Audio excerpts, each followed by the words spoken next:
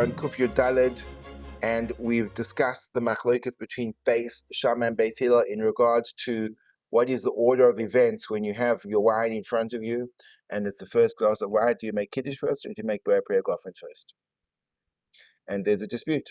Beit Shammai says you go for Kiddush, go for the Beit Hasayom, and then you make prayer and Beit Hillel argues, and they say exactly the opposite. You first make prayer and then you say Kiddush. And the question is why? And just an interesting aside, when you think about learning, and you think about that, most of the learning that we do is characterized by dispute. So there's obviously the basic reason is that people have got different perspectives. But the way that our brains work is we find it very difficult to operate within isolation. We cannot see things within a vacuum. The way that we're able to grasp things is through contrast and comparison. Contrast and comparison. Meaning, if I ask you the simple question, is this room light or is this room dark? It depends on your point of comparison. If you're just been exposed to incredible sunlight, this room is dark. If you've just been in a dark and dingy room, this room is light. The way we see things is in relation. We see things, understand things relationally. So now, when you have a machloket, what it does is it sharpens each opinion by the contrast, and you get a deeper understanding of both. So when you walk away with your practical, what you need to do, your halacha lemaisa, because you've seen the machloket, you're much clearer on what it is that you're doing. So now we're talking about, you got this glass of wine in front of you on Pesach night, and we think, well, what is there to this? Now, if you simply look at the glass of wine as some kind of ritualistic obligation, so it will be devoid of meaning, devoid of power, and devoid of any kind of significance that's going to get you inspired. But when you look at this glass of wine, apart from any kind of mystical thought, you have just basic depth of halacha, and that you say this glass of wine comes from somewhere. It originated from somewhere, not obviously the vineyard, but halachically it has an origin. Where's the halachic origin? Eyes on me, young Shia. Where's the halachic origin of this wine? Is it because is this wine causing Kiddush to be said? Or is this wine an effect of the day? Is this wine a cause or is it an effect? And it has a duality to it. Because on one hand, the wine is a cause. Because without it, you can't say Kiddush. On the other hand, it's an effect. Because were the day not to be holy, there'd be no wine. So now, if the wine is both a cause and effect, and if you look at the notion of cause and effect, and then you start to recognize that in this simple glass of wine lies the entire nature of logical thought and precedence, that when you have cause and effect, it's obvious to any rational mind that the cause is primary and the effect is secondary. So obviously, if there's a issue of precedence, you give priority to cause and effect is secondary. The problem is, in this little glass of wine, it's both. It's both a cause and it's an effect. On the one hand, it's a cause of the declaration of Kiddush. On the other hand, it's an effect of the day being holy. If it's an effect, it should be listed second, done second. If it's a cause, it should be done first. Here you go to the core of the machloket by Shammai Beit Hillel. Hey, isn't it? Beautiful. Beautiful! Magnificent! Avat Hashem Gordon. How you doing, Matt? How you girls? Isn't that amazing? It's amazing. Would you like to see the actual words of the Gemara itself? How's that? It's a textual feature. Says the Gemara, we're going to go from the beginning of the Gemara and we begin with the Brisa. Tonu Rabbanan. Tonu Rabbanan. One of the things that differentiates between the schools of Hillel and the schools of Shammai in regard to matters which are surrounding a festive meal is as follows. Beit Shammai say you make a bracha on the day and then you make a bracha on the wine. Mipnei shehayoim noirem leyain shiavoy, because the day causes the wine to come. The wine is an effect of the day. And we discovered that that's causality. Now listen to the next words. Ukvar kidesh hayoim v'adayin yayin loiba. And the day has already become holy, and the wine has not yet come. That's not causality. That's chronology. So you see in the pithy words of Beit Shammai that he's actually talking about two separate reasons. The one is causality and the other is chronology. And says Beit Shammai, both in terms of causality and in terms of chronology, the wine is secondary. Why? Well, if you're talking about causality, what causes the wine to come? The day. You have to acknowledge the day before you make Ber Gofen, make Kiddush first. If you're talking about sequence, what happened first? First, the day became Kadosh, then the wine became relevant. So whether you look at sequence or causality, it's imperative that you say first the bracha on the day and then the bracha on the wine. And if I stop at this point, I'm so convinced by Beit Shammai, I'm ready to make Kiddush and Ber Gofen afterwards. 100%. Beit Shammai, you're on the money. Comes Beit Hillel and says,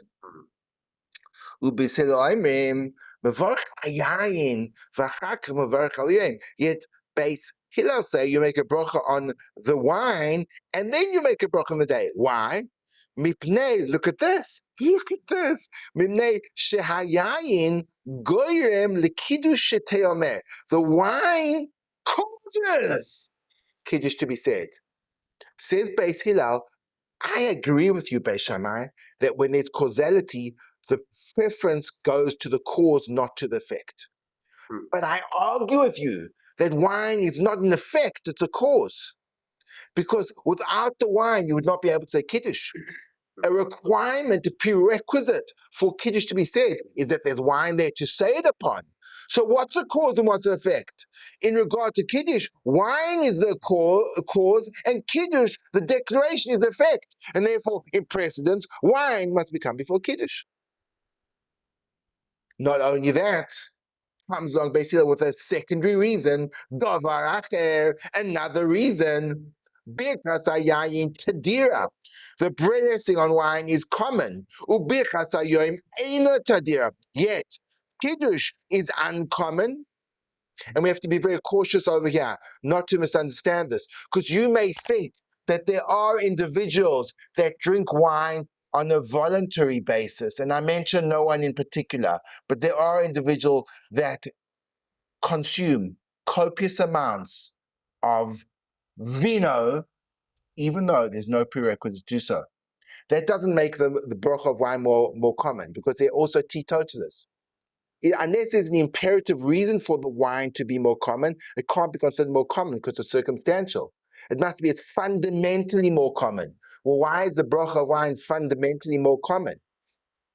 The answer is because if you pit it against the amount of time to say Kiddush, in relation to the amount of times there's bris milah, wine, chuppah kiddushin, wine, pidyon ben, wine. At almost every Jewish simcha, there's wine. Those occurrences happen more commonly than the Kiddush, which is at the very most once a week. Havdalah. So there's many other areas where wine is used, and therefore wine as an imperative is more common than Kiddush, and therefore it makes sense that they're more common, as we have a principle in Torah that when there's something which happens on a more regular basis, it takes precedence over something which is much less often. And therefore, Beit Hillel has a convincing rationale why it must be that wine comes before Kiddush. So now, just enjoy this moment, because in this moment, you live the true essence of a Jew. Because if I say to you, which should come first? Making a bracha on wine or making a bracha on the day? So when I creep into Beit Shammai's skin, it's absolutely obvious that the day comes before the wine. And when I creep into base Hillel skin, it's absolutely obvious that the wine comes before the day. And now you embody the sophistication of our spiritual system, that it goes against the way that we train to think, you see. We're trained in a Western linear thought system, which means one track, one problem, one solution. Or even if there are multiple solutions, but the thought track is singular. Torah teaches you that there's never ever a singular thought track. There are multiple lines. And each time you skip a line, you see the same thing from a different perspective, and then the same thing from a different perspective. This is a much more accurate way of relating to life, because each of us has our own intellectual position, emotional position, historical position, psychological position. So our experience of life is subjective, and therefore we have something to say. And therefore engendering within us the capacity to be flexible, to be neurologically plastic, is a crucial component of all Jewish thought. And that's why machloket is at the actual, not as fault in the system, but actually the power of the system. Isn't that crazy? But now we have to go deeper. So now we've got this dispute between Beit Shammai and Beit Hillel. And when we look at Beit Hillel's eyes, it makes perfect sense. And when we look at Beit Shammai's eyes, it makes perfect sense. So now let's invite Beit Shammai and Beit Hillel into the room. Because I'm pretty sure that Beit Shammai, if they go into Beit Hillel's world, will agree to the convincing power of his argument and vice versa. So where do they dispute? What's at the core of their machloket? And now I'm going to be a little bit explorative.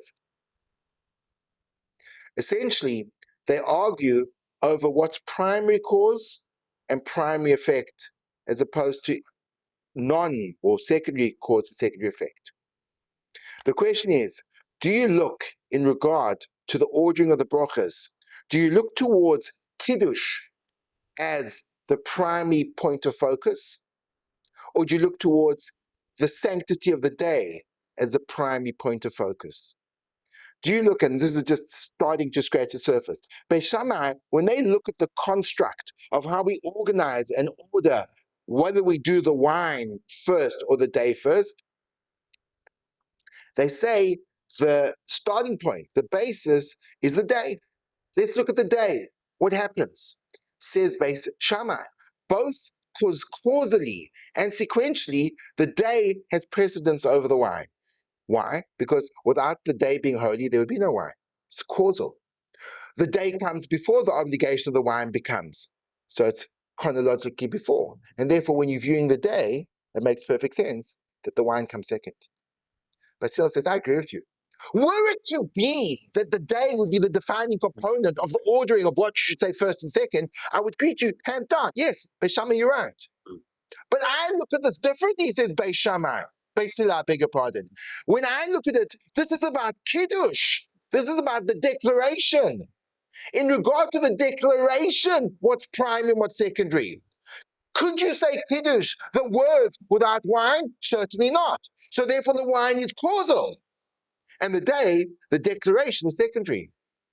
The practice of Kiddush, is that more common than the practice of saying the bracha on wine? Certainly not. Wine is more often, it's more common.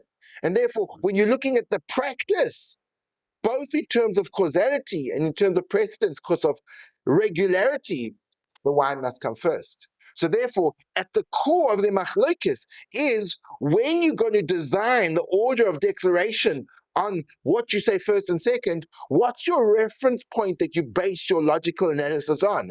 Is it the passing from Chol to Kodesh, the coming of the day, and that acts as the guidelines of how do I declare the Kiddush and the wine? Or do you look at the mechanism of Kiddush and wine itself? Beit Hillel takes the latter, and they say, look at the construct of Kiddush. Don't get deviated by the sanctity of the day. Whereas Beit Shammai maintain the day is the point where we focus on.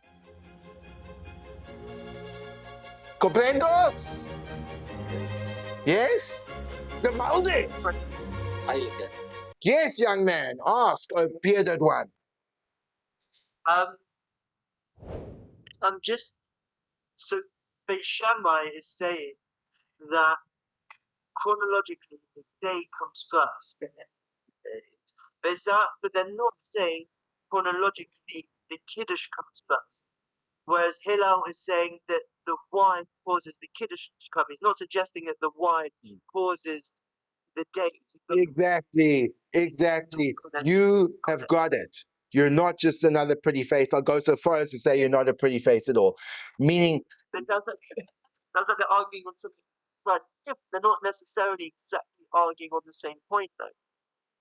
my dear friend, the nature of a machloket is when you have multiple points that you can base your halachic practice upon. And therefore, when you focus on A, your halachic practice will result in one way. When you focus on B, it will result in another one.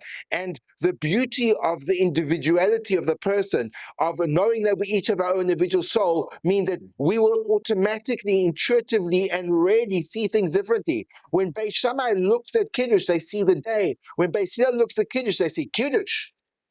And that's the different aspects and facets of the Torah. Youngster. Good. Welcome. Kanoit. Yes? Yeah. Gewaldig. Now, what I'd like to go into is another exciting episode. And we're going to go to the latter part of the Gemara. And there's this tricky thing at the end of this brisa, because the brisa says, at the end of the brisa, it says the words, V'hilchasa kedivra Beit Hillel. And the halacha follows the words of Beit Hillel. And we figured out that v'hilchasa really should say v'halacha, because it should really be written in Hebrew. And the halacha follows Beit Hillel. That means the brisa tells me that the halacha follows, that the law is paskind in accordance to Beit Hillel. Yes? Yes. Says the Gemara, I'm going to skip to the first one on the line is v'she'enu tade kodem, and then it says v'halacha kedivra Beit Hillel. It's approximately 4 lines up from the next Mishnah. It's in the middle of the line. V'halacha kedivra Beit Hillel. Are you with me? Yeah. The Gemara says v'halacha kedivra Beit Hillel, quoting the brisa. The Gemara says shita. That's blatantly obvious. Daha nafik baskel, because came out the daughter of a voice. What does that mean? It means that there was a moment of semi-prophecy that occurred that declared from the heavens the halacha follows Beit Hillel. So in other words, if you have a declaration which has been transmitted to you by the equivalent of prophecy, which is called a bas koil, and it tells you that the halacha follows Beit Hillel, well, then you don't need to say an halacha follows Beit Hillel. That's totally superfluous. It's completely unnecessary. Why are you doing that? So the Gemara gives 2 answers, and I want to explore the answer. I also want to explore the concept. Gemara answers. First here the Gemara gives is Ibois Ema. If you want, I will say Kohen Basko. That the Basko that occurred historically occurred after this brisa was already codified, was already put into words. So therefore, the Basko came later. And since the Basko came later, this bride wasn't privy to it, and therefore it had to rule. At that point in time, it wasn't clear that the halacha always followed Beit Hillel. Maybe it was like Beit Shammai, and therefore it need to pass for it. Answer number 1. Answer number 2 is Ibois Ema La'acha Basko v'Rebbi Yeshua. If you like, I'll tell you it's after the Basko, and really it's following the opinion of Rabbi Yeshua. The Amar that Rabbi Yeshua says, Ein mashkichin bebasko. You never pay attention to a basko. Now this is one of the most perplexing things we can ever talk about. I'm going to start off by discussing Harry Potter. Harry Potter. I had a dispute with a friend of mine yesterday. He said to me, what happens, and apparently this is, I don't know exactly which character it was, what happens if you read Harry Potter and you form in your mind's eye a relationship to the character, a character. We won't use a real Harry Potter character. We'll say that the character would be Gandalfi, bit of a, hybrid in the world of science, mythological fiction. Okay, so you got Gandalfi, And you read the book, and you pick up Gandalfi as being wise, compassionate, deep, profound, and that's who Gandalfi is for you. Then J.K. Rowling comes one day, she's in an interview, and the interviewer asks her and says, tell me, when you had in mind Gandalfi as a character, what did you have in mind? And she says, well, Gandalfi, he's wise and profound, but he's got that sinister side to him. And he's a little bit conniving. I'm saying, no, he's not. He's not. He's not. I've read the book. He's not. And she says, I wrote the book. He is. Who's right? Meaning, do you say the reader who read the text, and she's not bringing any support from her text. She's not saying, and you said in the sentence, or you said in the scene. She's just saying, that was my intention. I know that's what I meant, because I was the one that created the character. And you say, well, I read the book. And in the text, there's no evidence of that whatsoever. And therefore, I don't care what your intention is. The text itself, it's a creation. The text itself tells me who Gandalf is. I don't need you to tell me. In fact, when you say that's what your intention was, I don't even care. It's utterly irrelevant. So the question that he asked me, or he argued with me, was, who do you say that, who's right? Is the reader right or is the author right? And I said, what do you mean, is the reader right? Who wrote the book, for crying out aloud?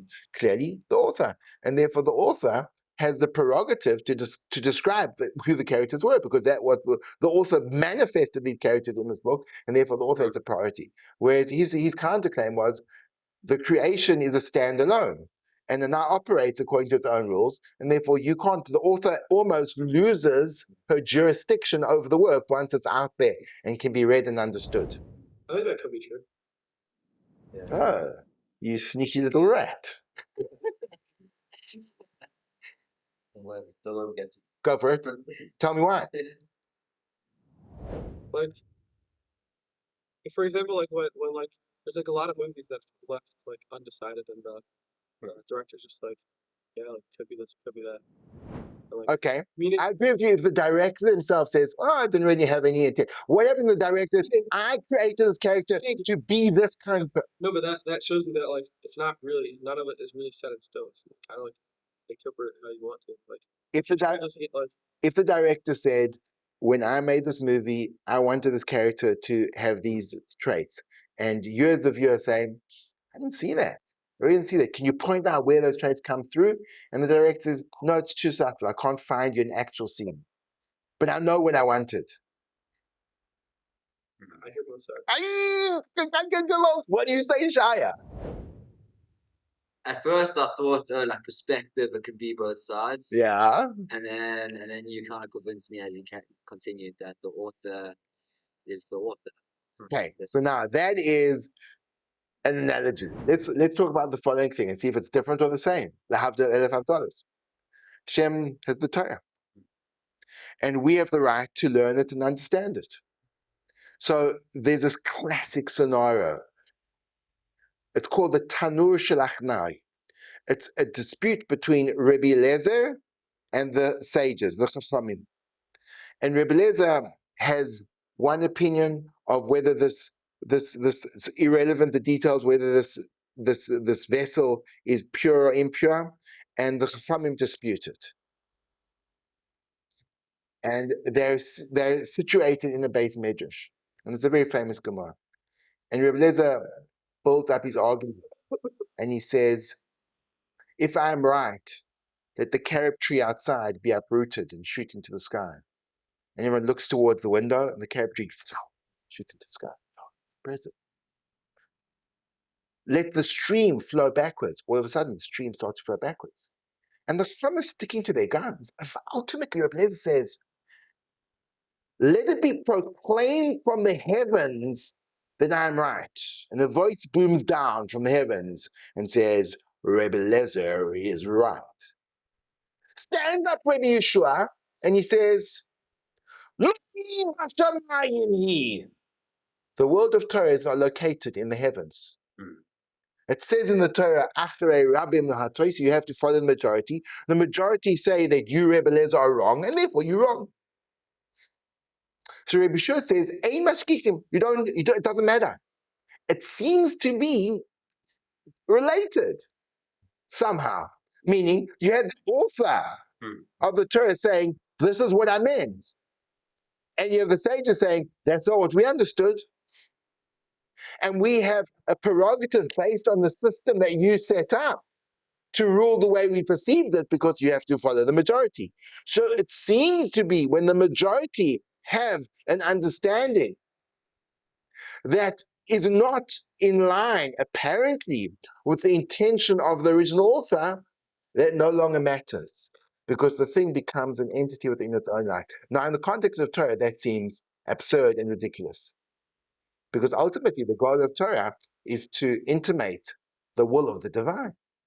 And if the divine himself has said, but that's not my will, why would you go against that?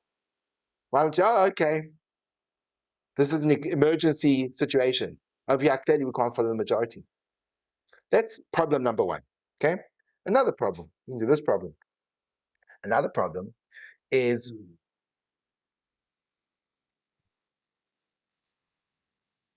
essentially the Gemara is inconsistent.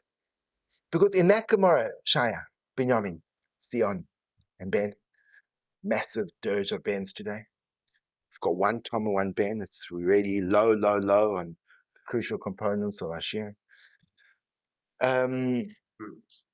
Think about it this way. When it comes to the Basko, this prophetic declaration of Rebbe Lezer versus the Chomim, do you know what happens, Shai? Everyone says Rebbe Lezer's wrong. Yes, we disregard everyone. Everyone says we disregard the Basko. Everyone. It's accepted. When it comes to the Basko of Beit Hillel, no one makes a peep. No one says anything. It comes out that we ignore the prophetic Basko of Rebbe Lezer versus the Chachamim, and we accept the Basko of Shammai and Beit Hillel being always halacha following them. Maybe it was like 50-50. What do you mean it was 50-50? The only reason we don't hold by the basketball. So good! Yeah. Not quite. Close. Very, very close. So, okay, I'm going to cause you to look on the page, and there's a Tosus. Tosus is the third Tosus on the page. To Amar Ein Mashgitin Bebasko. Says Tosus, Ein Mashgitin Bebasko. You do not pay attention to a basko. So Tosus is located in that final answer to the Gemara that said our Gemara follows the opinion of Rabbi Segal that holds you don't pay attention to basko. Tosus, the first three letters of Tosus, Vav Aleph Taf, stands for V'im Toimar. This is a critical way that Tosus begins, which means he's launching into a kasha. When you see these letters, that means V'im Toimar, and if you will ask, and it indicates a kasha. A kasha is a difficulty, and we'll see where the kasha is aimed, because every difficulty has an address, it has a target. V'im Toimar, and says Tosus, and if you ask, my shna, why is it different? And this abbreviation, Dalet Kuf Yud Lamed, stands for two words, de kaima, that we establish lon to us, that it's established to us, which literally means, or loosely means, we paskin. My shna, de kaima, and why is it different that we paskin, we rule in accordance with bebaskoil, kabaskoil to Beit Hillel? Why do we rule in accordance with the baskoil of Beit Hillel? V'loi kaimelon kabaskel de Rebbe Lezer, but we don't rule like the baskel of Rebbe Lezer. I'm amazed. I'm fascinated. We have these two baskels, which seem of same quality and nature. When it comes to Rebbe Lezer, everyone goes up in arms and say, Reb Lezer, loy b'shamayim, we don't need to listen to what happens from the heavens. It's all about Torah is loy b'shamayim, Torah is ba'aretz. We have to figure it out for ourselves. It's given over to human beings, and now human beings can understand and paskin how it should be. And everyone's hunky-dory with that. Everyone loves that idea. When it comes to the baskol of Beit Hillel, everyone says, yeah, 100%, we're relying on that. Why? What's the difference? Now, what you see, Ben, using the rarity of addressing you by name, when you see is that on a more general sense, you see the thrust of Talmudic thinking. Never take something lying down. The most basic evidence of an active, engaged, and alive mind is the power to notice disparities and point out contradictions. Never just look at things and say, oh, that's cool. Never accept, always question, always question. So over here, Tosfos questions. Remember how Tosfos was brilliantly structured. Listen to this, Max. Tosfos, which is a school of French commentators, in order to make the entirety of the Gemara round, there's 63 tractates. Tosfos created a school of scholars that each one became an absolute expert in one of those tractates. Super expert. Great, step one. Step two is they then began at the beginning of Shas and learned it through in order. But because you're in a room where everyone was an expert on the entirety of Shas, whenever there was a disparity elsewhere, it would be pointed out. So when you learn the Gemara of Tosfos, you're simultaneously learning every other relevant Gemara entirety of Shas. And that's why the Maharshal says Tosfos made Shas round. What a gift. What a powerful, powerful legacy we can continue with Tosfos. So therefore Tosfos says, I'm talking about the Gemara over here in Psachim, but there's a Gemara in Bava Metzia that seems to have another baskol that everyone ignores, and over here, and there's a Gemara in Brachas, and over here the Gemara seems to take it on. Why? Part one of Tosfos is a kasha. Okay, this says You may. Rabbi Yeshua. Yeah. Is he part of the Chachamim? He was part of the Shammai against Rabbi Lezer. Okay. Correct. He was the one that spoke out for the Chachamim in that machloket. Okay. Good? Yeah. Shall you saying with me? Yeah. Strong. Yeah. Like an ox or like a little lamb? No, not an ox. Like an ox. Okay. V'yesh lo'emar. And there is to answer. So just like v'imtomar is a classic keyword that begins a kasha, begins a difficulty, v'yesh lo'emar is a classic way of a resolution of a teres. V'yesh lo'emar, Dohacha, in the case of Beit Hillel, Dohacha, Beit Hillel, Havu Ruba. They are the majority. Havu Ruba. Elo de Beit Shammai machadedi tvei. So says Tosfos that the reason why we subscribe to the baskol of Beit Hillel is because actually they were the majority. If they were the majority, why do you need some kind of divine voice to paskin, to rule? They were the majority. You follow the majority. The answer is the Beit Shammai mechadedi tvei. But there was a doubt because Beit Shammai were intellectually superior. And therefore the Gemara had a doubt. Perhaps the intellectual superiority of Beit Shammai was more compelling than the rule of following the majority. And that's why you needed heavenly intervention to say, no, always follow the majority. Was the majority more people in Hillel's yeshiva? That's correct. There are more It's people. not fair. Sorry? Doesn't seem fair. Right, which is exactly what the Baskol needed to tell you. Aval, but Hasam, in the case of Rabbi Yeshua and Rabbi Lezer, over there, and this abbreviation stands for De Baskol, Hayo Keneged Rabim, De Baskol, that the voice from heaven was going against the majority. Loi Kaimelon Hachi, we don't paskin that way. Ubaskol lo yotzasa elo lisvoido. We don't rule like that Baskol. So then there's an invisible question. Well, if you don't rule like the Baskol, what was the purpose of Hashem declaring from the heavens that the halacha follows Reb Lezer? The answer is Ubaskol lo yotzasa elo lisvoido. The Baskol came out to honor Reb Lezer. And Tosfos brings a proof. Kedeka amrina and hasam, as we said over there, Min hashomayim yochiku. That's in inverted commas in quotation marks. Min hashomayim yochiku. Let it be proven from the heavens. In other words, because Rebbe Lezer made an appeal to Hashem to verify his words, and Rebbe Lezer was a man of incredible power and attributes, Hashem honored him by saying that the law is like him. But it wasn't in order to actually rule in his favor. Now, this Tosfos is bewildering. But before we go into its analysis, let's just go through the structure. Until this point in time, we have a difficulty. The difficulty raised was why can we so easily dismiss the Baskol of Rebbe Lezer and yet take on board the Baskol of Beit Hillel, right? Seemingly it's a contradiction. Resolution. They're two very different Baskols.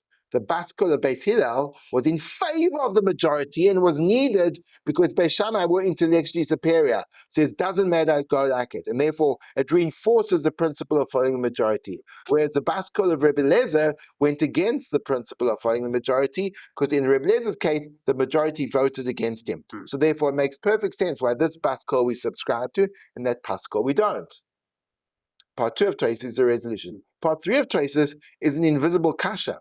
In Tosis, they are embedded between the words invisible kashas. The invisible kasha embedded now is, well, if it's so clear that we follow the majority and a divine voice cannot get us to follow the minority, why in the world did the divine voice come out to declare that Rebbe Lezer was right if we're not going to pay attention to it? What was the necessity for that divine voice to come out? Tosis continues, Ubaskel lo yotzes elekvoida. Tells Tosis an amazing, huge, gigantic, hard to understand Kiddush. He said, the honor, the power, the weight of Rebbe Lezer was so great that when he called out for a heavenly proclamation to back him up, the heavens could not but agree to do it so. Which we have to, I don't know what that means. The Baskol came out only for his honor.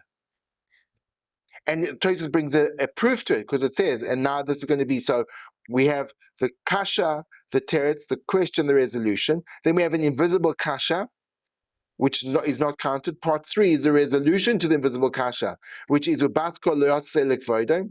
Part 4 is keda. Whenever you see a keda in Tosis, what does it mean? It's a proof.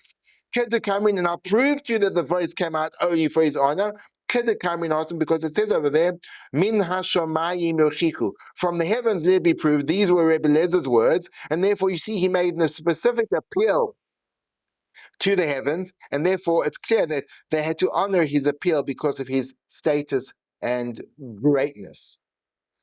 And that is part 4 of Tosis. Part 5, Tosis launches into a new kasha. Are you all holding form? Are you maintaining your ability to follow this? I realize we're going at a breakneck pace, and it's just intense. Are you managing, Shaya? Yeah. Binyamin, you're managing. You're looking good. Ben, Binyamin, Ben. Chanoich and Sion. Good. Max, are you following? Amazing. Okay.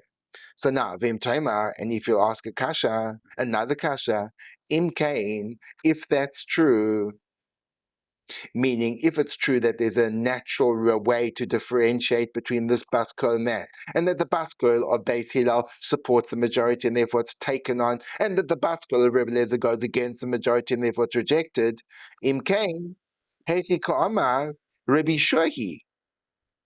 How can the Gemara say over here that the person that doesn't pay attention to the Baskol of Beit Hillel is Rabbi Yeshua? Behold, Rabbi Yeshua koya Baskol de Rebbe Lezer. Rabbi Yeshua appeared in the scene of the Baskol of Rebbe Lezer, meaning as follows. Do you know what the Gemara, do you know what Tosis just set up, Benjamin? Tosis just set up that, sir, not all Baskols are created equal, but some Baskols are more equal than others. The Baskol of Beit Hillel is an authoritative Baskol because it supports the majority. The Baskol of Rebbe Lezer is a controversial, and it's not a Baskol that we can take seriously because it goes against the majority. And then we have the principle of you go after the majority and it's not in the heavens. Good. Problem solved.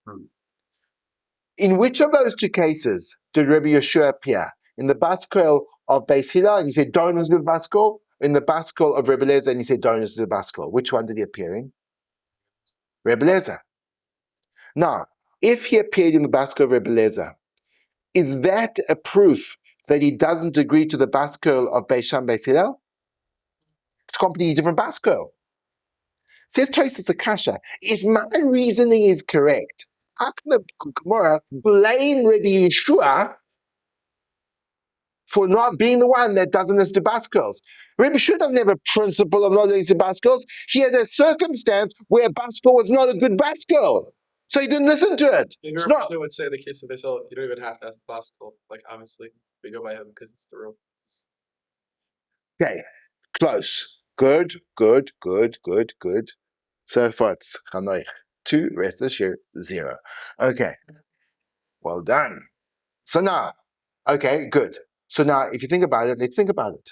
Rabbi Segal comes, he appears in this very specific baskel of Rabbi Segal, and he says, no, you don't listen to it. All that means is this baskel, you don't listen to it. It doesn't bring any evidence that you don't hold to the baskel of Beit Hillel. So why would the Gemara over here does it blame Rabbi Yeshua for being the author of the mission that has to paskin like Beit Hillel because he doesn't listen to the baskel? Who said? Where did you get that from? Sister says, if my reasoning in the previous answer is correct, so then I've created a bigger problem for myself. And that is going to be part 5 of Tosis. Part 6 of Tosis is a resolution. For Yesh Lema, and there is to resolve this. Says Tosis, meet the Ka'ama, and this is beautiful because this shows the power and the importance of language and phraseology, which goes back to our original question of when you have a text, can you rely on the wording of the text? Meet the Ka'ama from the fact that when Rabbi Segal stood up in the case of Rabbi Lezer, and he said that you don't have to listen to the bas girl, but what did he say?